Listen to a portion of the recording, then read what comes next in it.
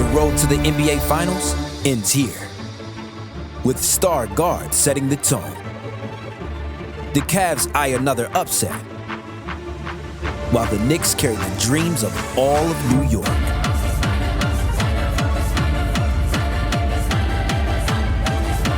The Eastern Conference Finals continue on ESPN and ABC.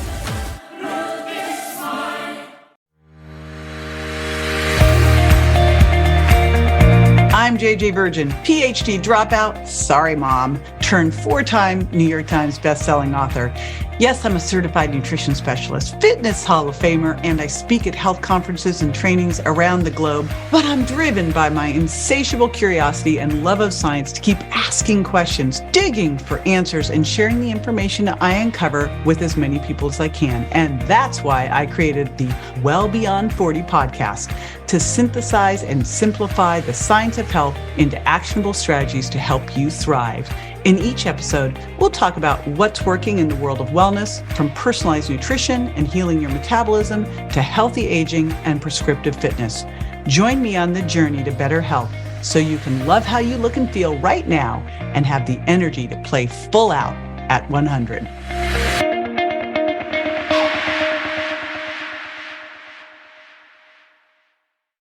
Magnesium has hundreds of jobs in the body that keep you healthy, and nearly half of us aren't getting enough, which is crazy because there's so much responsibility for your health that magnesium has, that a deficiency can take a huge toll on everything from muscle protein synthesis and energy production to your bone health, your muscle function, regulating your neurotransmitter, even your blood sugar control. So we're going to talk through the common signs of deficiencies, and then I'll share some of the different places that you can get your magnesium from. Now, the first one are muscle twitches and cramps. I don't know if you've ever had one of these wake you up in the middle of the night. I sure have, and I'm going to share my hack with what I do for that. Magnesium is essential for muscle relaxation. So if you're experiencing those muscle twitches or cramps, it is a big red flag that your magnesium levels might be low. There was a 2021 randomized, double-blind, placebo-controlled, multi-center study published in Nutrition Journal that found that magnesium can be an effective, well-tolerated treatment for reducing the frequency and duration of nocturnal leg cramps and improving sleep quality. Now, I'll tell you, I take magnesium every night before bed, and I also do electrolytes throughout the day. But every once in a while, especially if I've been wearing stilettos, I get those crazy cramps in my calves that wake me up. So what I use when that happens is I keep by my bed this amazing magnesium cream. It's my magnesium cream hack. Takes it away in couple of minutes. The next one are mood swings and mental disorders. So if you're feeling a little off your game, it turns out magnesium plays a huge role in managing mental health, particularly things like ADD and ADHD, and a deficiency might manifest itself as like more anxiety or trouble focusing. Magnesium, it turns out, has a really nice calming effect on the nervous system. So if you're feeling irritated, you've got some mood swings, try boosting your magnesium, see what it does for helping to stabilize your mood. There was a 2021 randomized control trial that was published in the journal Stress and Health, and it found that magnesium supplementation, particularly when it was combined with B6, can significantly improve mental health outcomes, including reductions in depression and anxiety symptoms in stressed individuals with low magnesium levels. Next one is persistent fatigue and muscle weakness. Now, if you're always feeling tired and your muscles feel weak, it could be a sign that your magnesium levels are less than ideal. Magnesium is crucial for energy production, so without enough, you might feel like you're always running on empty.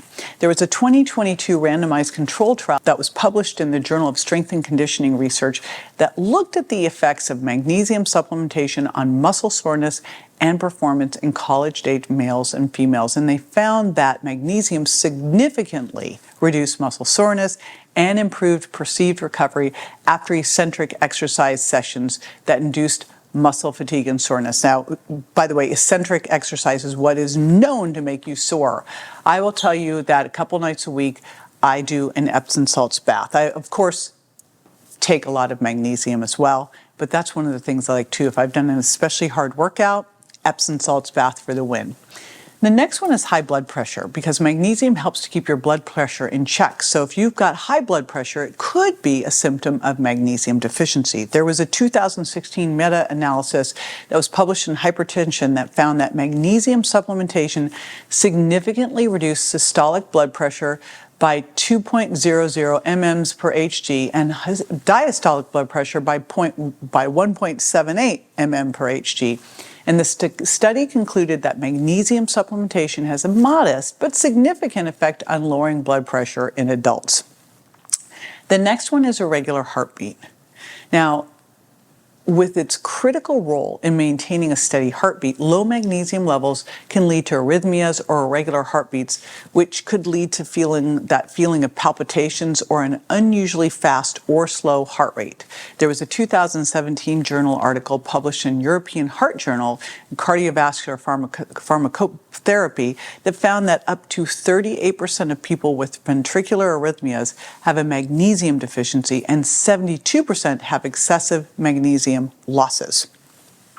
Next one up is osteoporosis. You know, we always think calcium when we think bone health, but magnesium is vital for bone health, and a deficiency can lead to weaker bones, increasing your risk of osteopenia and osteoporosis. And remember, when your estrogen drops, your bones are at risk. Magnesium is essential for maintaining bone health and helping to regulate calcium and vitamin D levels in the body, which of course is going to help you maintain bone density during menopause. There was a 2014 clinical trial published in the American Journal of Clinical Nutrition that found that lower dietary magnesium intake is associated with lower bone mineral density and an increased risk of fractures. For instance, in postmenopausal women with higher magnesium intakes, they had better hip and whole body bone mineral density, although this did not consistently translate into a reduced risk of fractures, which is why we also got to do resistance training and power training and agility training. Okay, got to get off my soapbox on that.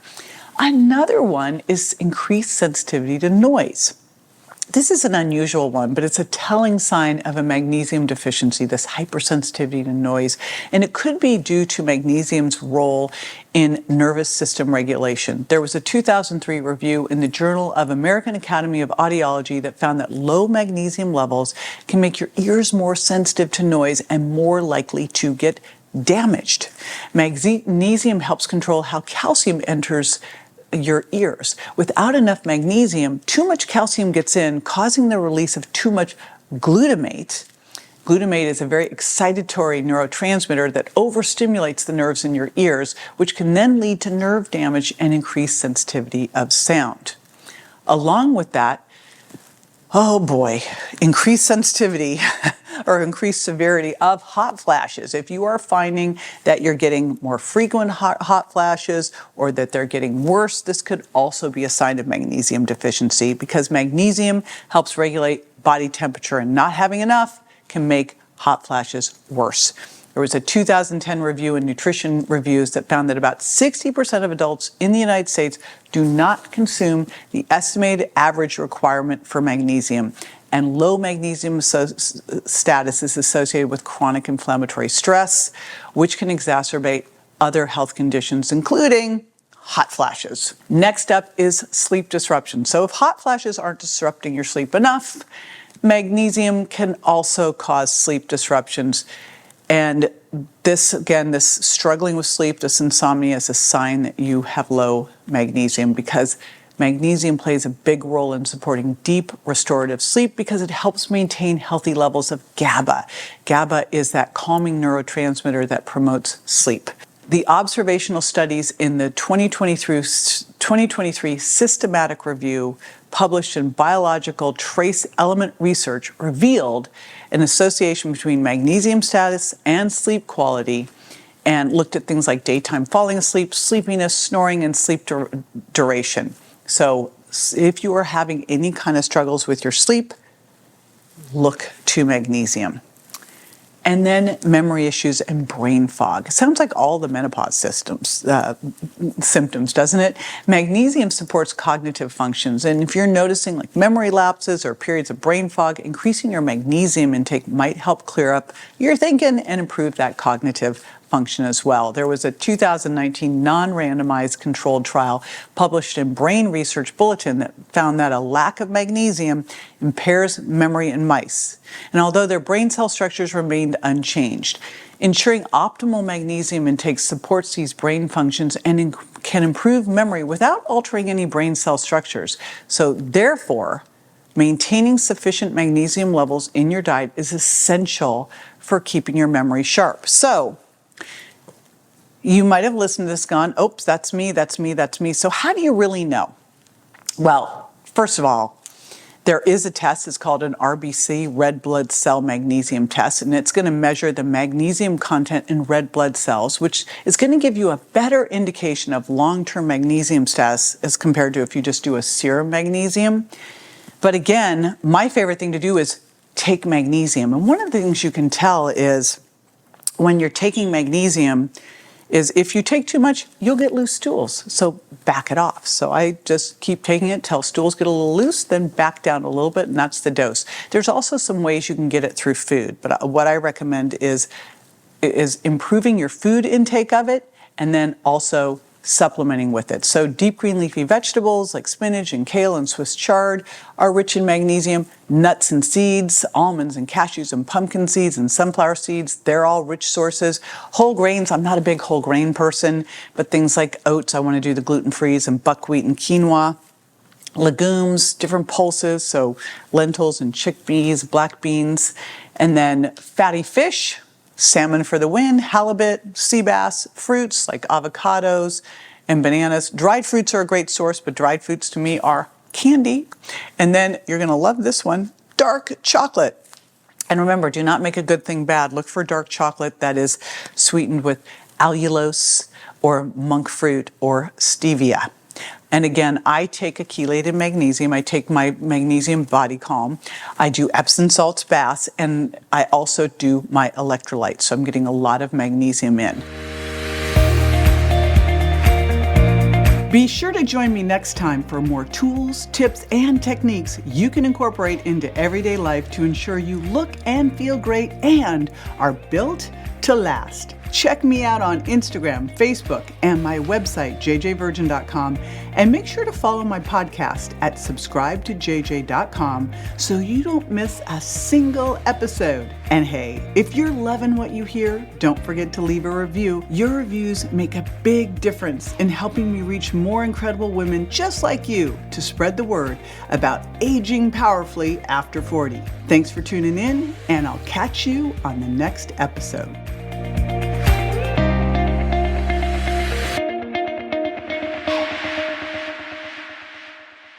Hey, JJ here, and just a reminder that the Well Beyond 40 podcast offers health, wellness, fitness, and nutritional information that's designed for educational and entertainment purposes only. You should not rely on this information as a substitute for, nor does it replace professional medical advice, diagnosis, or treatment. If you have any concerns or questions about your health, you should always consult with a physician or other healthcare professional.